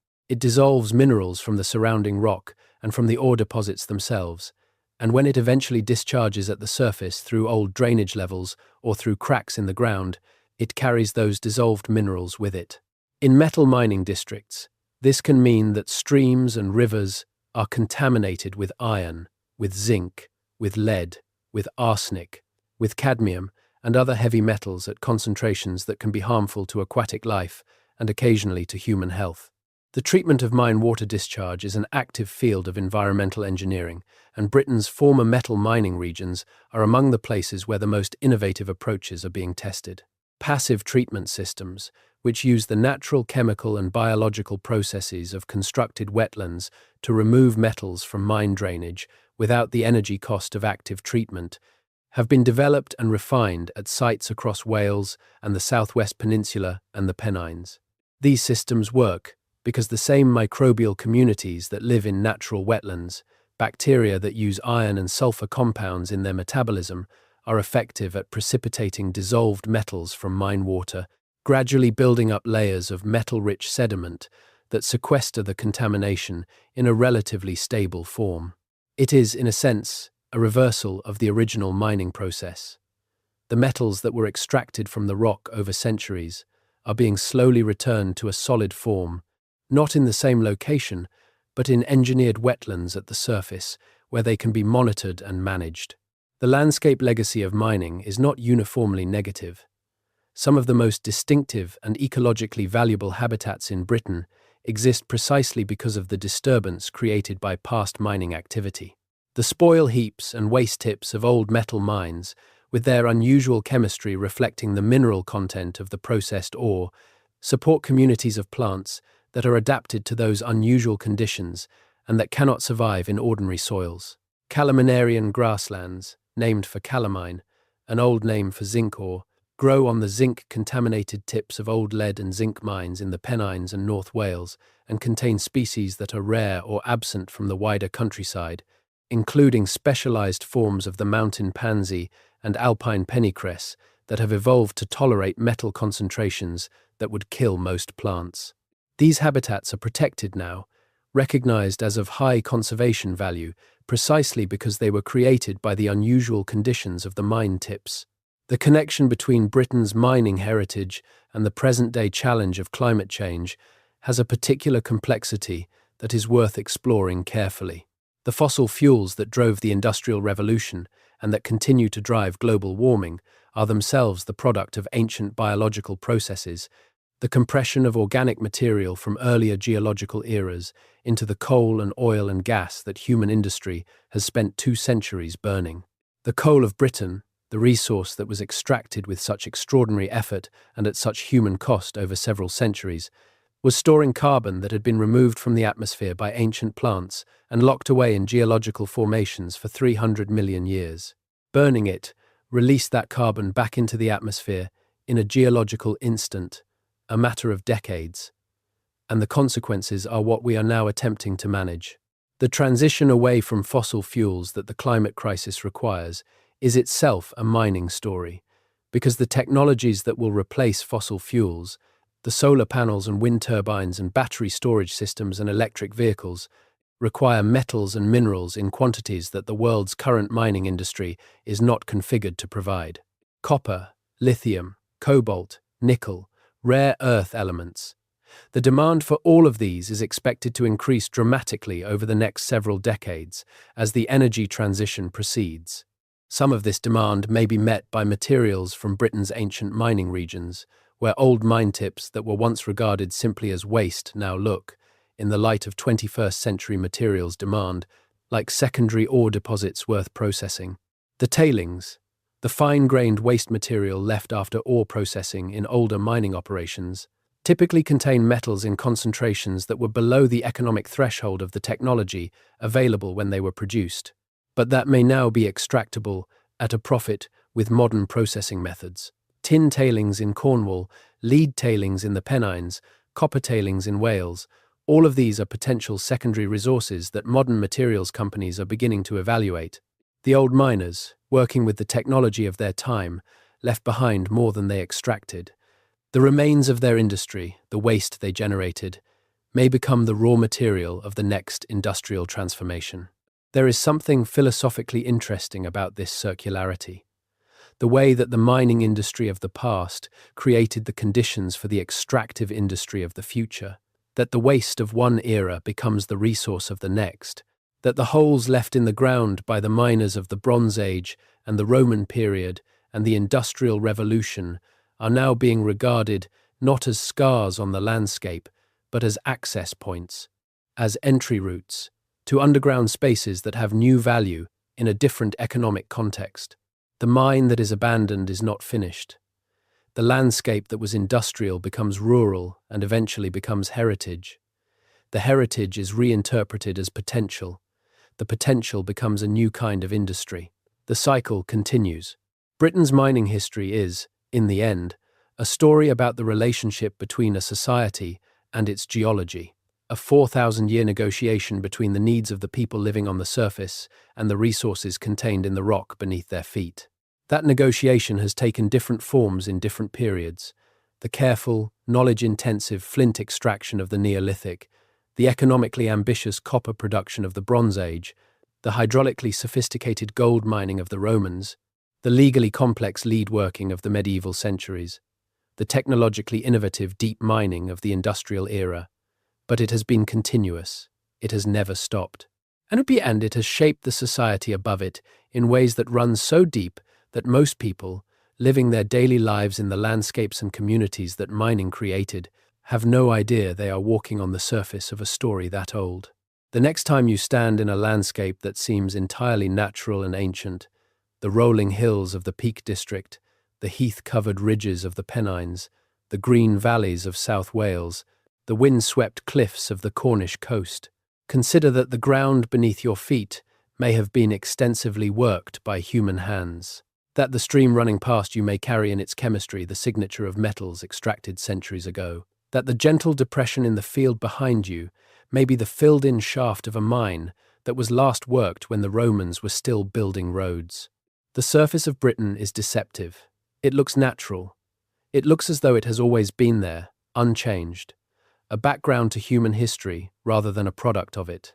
But go down far enough, look closely enough, ask the right questions of the rock and the soil and the ancient tools preserved in the waterlogged dark, and the depth of the human story underneath it becomes visible. And that depth, as the mines themselves go deeper than anyone expected, changes everything. The archaeologists who descend into the oldest accessible workings at Great Orme, who crawl through passages barely wide enough for a child, who shine their lights on the ancient tool marks, preserved in the green-stained limestone for 4,000 years, describe the experience as disorienting in a very particular way. It is not the claustrophobia, though that is real enough. It is not the darkness, or the damp, or the physical discomfort of moving through spaces designed for smaller bodies than their own. It is the sudden visceral proximity to the past that the underground creates. At the surface, the Bronze Age is an abstraction, something that happened a long time ago to people who are gone. Underground, in the tunnel that a Bronze Age child cut with a stone hammer while carrying an oil lamp made from a hollow piece of stone, the abstraction collapses. The past is right there, in the tool mark on the wall, in the shape of the passage, in the tiny hammer lying in the sediment where it was set down for the last time 4,000 years ago. It is immediate. It is present. It refuses to be abstract. This is what the mines of Britain ultimately offer that nothing on the surface can quite replicate, an encounter with the deep past that is physical, spatial, embodied. You are not reading about the Bronze Age. You are inside a space that Bronze Age people made, moving through a volume of rock that their tools carved out, breathing air that flows through passages their hands shaped. The past is not behind glass. It is around you, and the weight of time, the extraordinary depth of the human story contained in these underground spaces, presses in from every direction with the same quiet insistence as the rock itself. The people who go to the bottom of Britain's oldest mines come back changed. Not dramatically, not all at once, but in the particular way that a genuine encounter with deep time always changes those who experience it. They come back with a different sense of scale, a different understanding of what human beings are capable of, and how long they have been capable of it. a different appreciation for the anonymous labor that made the world above the surface possible, and a different relationship to the ground they walk on, which is never quite as solid, never quite as fixed, never quite as simply present as it seemed before they understood what lies beneath it. Britain's oldest mines go deeper than anyone expected. They go down through 4,000 years of human ingenuity and labor and courage and suffering. They go down through geology that makes those 4,000 years seem like a breath. They connect the surface world to trading networks that stretched across the ancient world and to geological processes that shaped the planet before life existed in any form we would recognize. At the bottom, what you find is not an ending, it is the foundation. It is everything. And once you have seen it, you cannot unsee it. The surface is never the same again. To appreciate the full scope of what Britain's ancient mines reveal, it is worth pausing on a single detail that researchers working at Great Orme have found more haunting than perhaps any other. In one of the lower galleries of the Bronze Age mine, in a passage barely 50 centimeters high, in the furthest reach of a tunnel that follows a thin thread of malachite through the limestone, with the determination of a seam that is worth following no matter where it goes, the archaeologists found the handprints. Not preserved handprints in the sense of fossilized or stained impressions, but the marks left by hands pressing against the tunnel wall for balance, for leverage, for the simple physical act of moving through a tight space in the dark. The marks are of hands that are small, unmistakably, definitively small. The hands of children. Those handprints have sat in the darkness for 4,000 years, waiting. The children who made them grew up, or did not grow up, in the world above. They lived their lives, whatever those lives contained, in the Bronze Age landscape of North Wales, a world of roundhouses and cattle and the smell of smelting fires and the flat grey shimmer of the Irish Sea in winter. And then they died, as everyone dies, and the world moved on above them, and the handprints stayed in the tunnel, in the dark, untouched.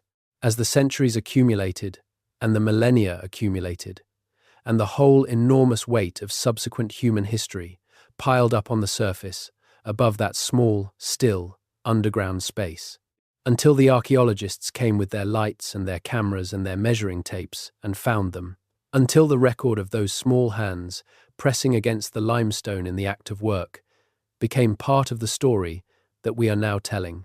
This is what the mines hold. Not just metal and economic history and evidence of ancient trade networks, though they hold all of that. They hold the physical traces of individual human effort, of specific bodies moving through specific spaces at specific moments in the past. The handprints are not a symbol, they are not a metaphor, they are the actual, literal marks left by actual, literal children who worked in the dark 4,000 years ago. They are as direct a connection to the human past as it is possible to have. Understanding this changes the way you hear the rest of the story.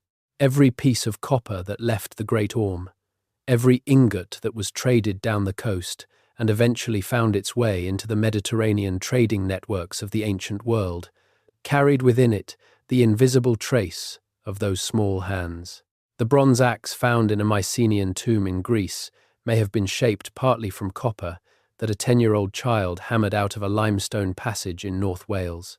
The chain of causation is long, and the individual links are mostly invisible, but the chain is real.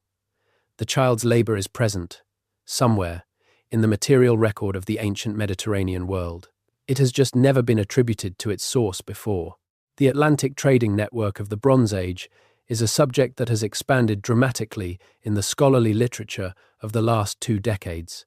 The traditional picture of Bronze Age Europe as a series of regional cultures with limited contact between them has been replaced, through the combined work of isotope analysis and genetic studies and comparative artifact studies, by a picture of something much more connected. The peoples of the Bronze Age Atlantic coast, from Portugal and northwestern Spain through Brittany and the British Isles and around to Scandinavia, shared material cultures, burial practices, architectural traditions, and almost certainly languages in ways that suggest sustained and meaningful contact over centuries. They were not isolated communities. They were part of a world. The evidence for this connection is written in many places, but some of the most striking of it is written in the artifacts. Bronze Age swords found in Britain are stylistically similar to those found in Ireland and in northwest France. The distinctive shape of the rapiers and dirks produced by British Bronze Age metalworkers shows up across a zone that includes Ireland, Brittany, and the Iberian Peninsula, suggesting either a shared tradition of manufacture or a movement of metalworkers between these regions. Gold objects made in Ireland, using gold from the river gravels of Wicklow and Antrim, appear in British and French contexts. British copper, if the isotope evidence is to be believed, appears in objects found across the Mediterranean world. The metals moved. And when metals move, so do people, and so do ideas. The language question is one of the most contested in prehistoric studies of Britain, but it is directly relevant to the mining story. Many researchers believe that the spread of the Bell Beaker cultural complex across Western Europe in the late 3rd millennium BCE, a movement that brought new styles of pottery and new burial practices and apparently new people to Britain, also brought Proto-Celtic languages to the Atlantic zone. If this is correct, then the ancestors of the Celtic languages, spoken in Wales and Cornwall and Ireland, arrived in Britain at roughly the same time that the copper mines of the Great Orme were coming into their period of greatest activity. The people who dug the Bronze Age mines at Great Orme may have been speaking an ancestor of the Welsh language. The Cornish tin miners of the late Bronze Age may have been speaking an ancestor of Cornish. The linguistic history of the Atlantic zone and the economic history of its mines may be parts of the same story. This possibility is tantalizing, but necessarily speculative. Languages do not survive in the archaeological record in the way that metal tools or pottery survive. We cannot hear the voices of the Bronze Age miners. We cannot know what they called the ore they were extracting, or what words they used for the different parts of the mine, or what stories they told each other in the dark of the galleries. What we can know is what the physical evidence tells us: that they were skilled, organized, connected to a wider world, and present in the landscape of Britain for a period extending over many centuries. The linguistic inheritance they may have left behind, in the place names of Wales and Cornwall and in the grammar of the languages still spoken there, is a shadow of their presence, fainter and more ambiguous than the handprints on the tunnel wall, but equally real. The post-Roman history of Britain's mines is a period that has received less archaeological attention than either the prehistoric or the industrial chapters, perhaps because it seems to fall between the two more glamorous poles of the story. But the early medieval centuries were not a time of mining inactivity. The evidence for continued metal production in the post-Roman period, using both the established Roman-era mines and new workings, has been accumulating as researchers apply more sophisticated techniques to a period that was once, misleadingly, called the Dark Ages. Dark for the written record, perhaps, but not dark for the physical evidence of sustained human activity in the landscape. The Anglo-Saxon kingdoms that dominated England from the 5th century onward had a clear interest in metal resources and a sophisticated enough economy to sustain organized extraction. Gold and silver for coinage and jewelry, lead for church roofs and for weights and measures, iron for tools and weapons. The demand for all of these was real and ongoing, and the mines that had been producing them under Roman management did not simply stop when the Roman administrators left. They continued under different management, whether that was local elites, monastic institutions, or the slowly crystallizing royal authorities of the emerging English kingdoms. The Staffordshire hoard, the extraordinary collection of Anglo-Saxon gold and silver metalwork found in a Staffordshire field in 2009, represents the output of a sophisticated metalworking tradition that required continuous access to significant quantities of precious metal. That metal came from somewhere. It came from the ground, and from the mines, and the recycling of older objects that kept the metals circulating through the economy of the early medieval period. The Viking impact on Britain's mining regions is another understudied chapter. The Norse settlers who established themselves in the north and east of England, in the Danelaw, and in the island communities around the coasts, brought with them a metalworking tradition of high technical quality and a familiarity with the extraction and processing of silver and iron that their home landscapes of Scandinavia required and rewarded. the silver mines of northern England, the lead-silver ores of the Pennines that were a significant source of silver for Anglo-Scandinavian coinage, received attention during the Viking period that the archaeological record is only beginning to document adequately. The Norse settlers were not simply raiders and farmers. They were miners and metalworkers, and they knew how to read a landscape for the minerals it contained. The Norman conquest of 1066 brought to Britain a new ruling class with continental legal traditions and a sophisticated administrative apparatus that included, among many other things, detailed mechanisms for controlling and profiting from mineral resources.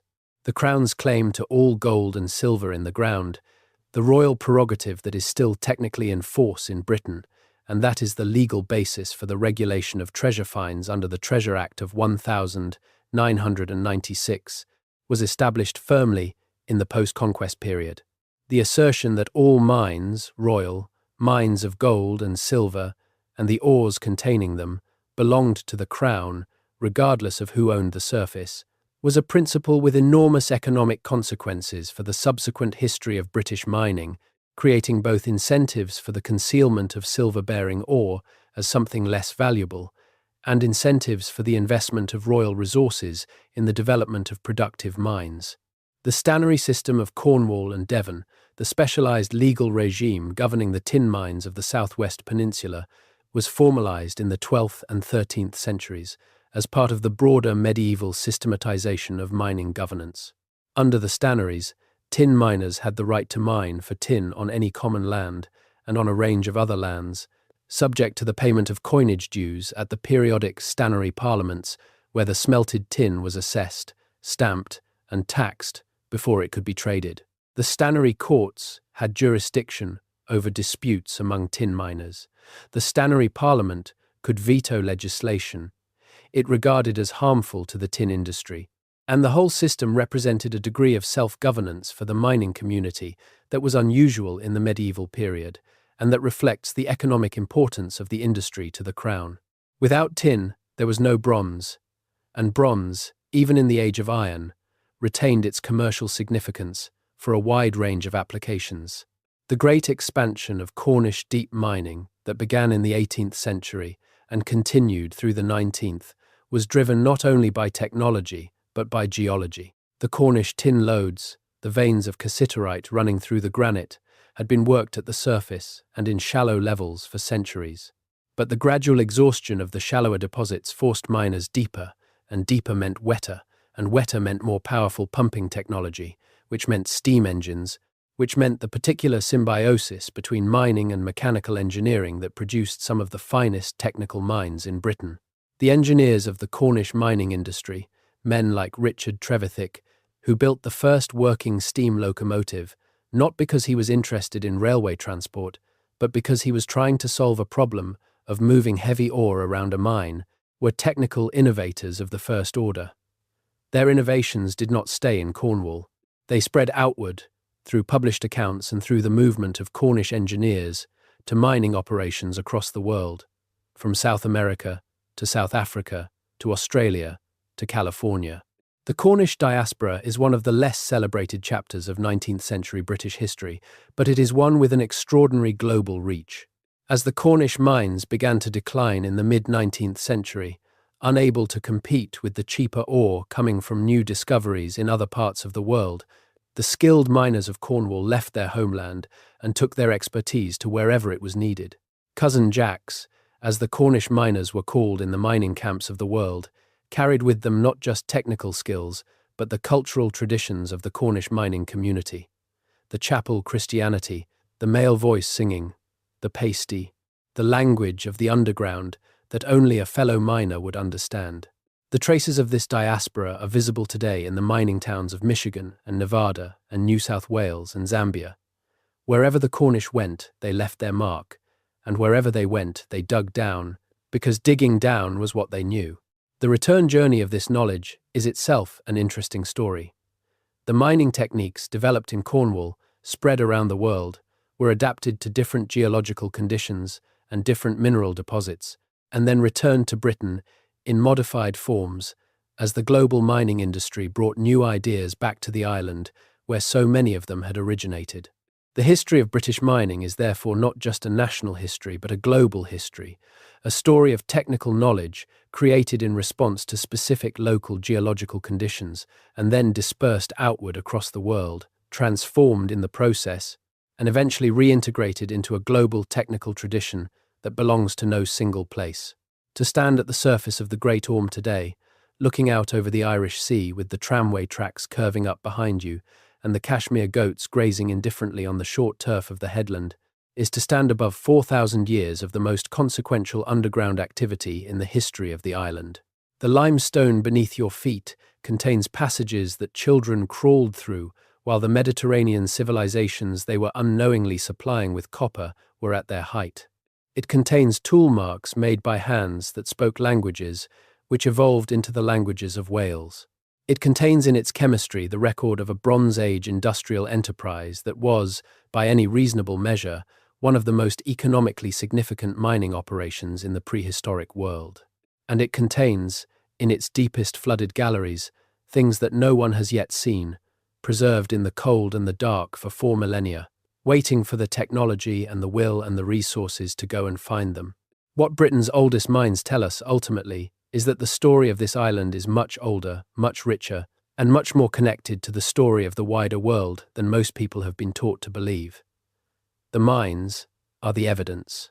They are the document that survives when all the written records have rotted away and all the buildings have collapsed and all the field systems have been ploughed over and all the monuments have been pulled down for building material. The mines survive because they are underground, because the rock preserves what the surface destroys, because the cold and the dark and the absence of oxygen maintain what the weather and the biology of the surface world would otherwise consume.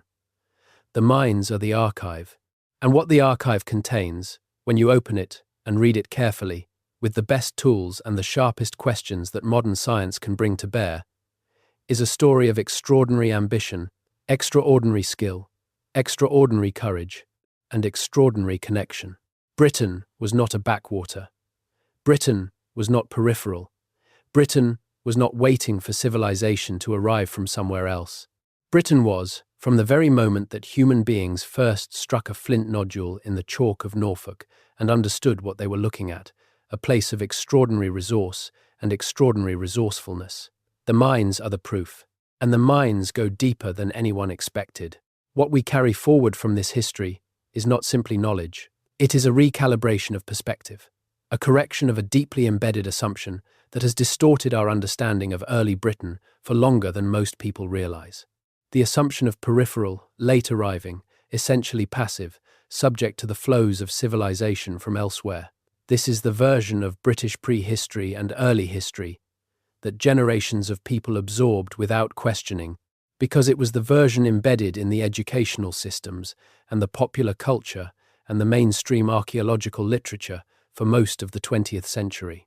It persisted partly because it was convenient, partly because the evidence that contradicted it was slow to accumulate, and partly because the mines, being underground and dark and physically inaccessible, were easy to overlook. They are harder to overlook now. The research of the last 40 years, the isotope studies and the genetic analyses and the radiocarbon chronologies and the systematic excavation of sites that were previously known only in outline, has built an evidentiary case of considerable weight. Bronze Age Britain was globally connected. Its mines were economically significant to the ancient world. Its people were skilled and organized, and participating in a trade network of a scale and complexity that the old narrative of peripheral backwardness simply cannot accommodate. The case has been made. What remains is for the wider public, and the educational systems that shape what the wider public knows and believes, to catch up with what the research has established. This is not a small task. Historical narratives, once established in popular culture, are remarkably resistant to revision. The image of prehistoric Britain as a land of simple people living in mud huts and scratching a precarious existence from the thin soil of the Atlantic fringe is an image that has been reinforced by decades of popular media and school curricula that have not kept pace with the archaeological evidence. Changing it requires not just new research, but new storytelling, a willingness to take the complex and sometimes technically demanding findings of modern archaeology and translate them into narratives that connect with a broad audience. Stories that bring the underground into the light. That is what the mines offer, more than anything else. They offer a story that begins 4,500 years ago with a Neolithic miner descending a chalk shaft in Norfolk, and runs through the Bronze Age copper trade and the Roman gold workings and the medieval lead mines and the Cornish tin tradition and the industrial coalfields and the threatened mining communities of the 20th century, all the way to the lithium deposits and the geothermal systems and the secondary processing of old mine tips that represent the mining future of the 21st century. It is a single continuous story, broken into chapters by the centuries but connected throughout by the same fundamental human drive, to go underground, to find what is there, and to bring it back to the surface for the use of the world above. The mines go deeper than anyone expected. What is at the bottom changes everything, and the story continues, even now, in the dark, below the surface of an island that has been mining itself since before the world it built existed. Britain's oldest mines are not relics. They are the beginning of a story that has not yet ended, and the next chapter is being written right now by the researchers and the engineers and the geologists and the communities who are learning, again, what lies beneath.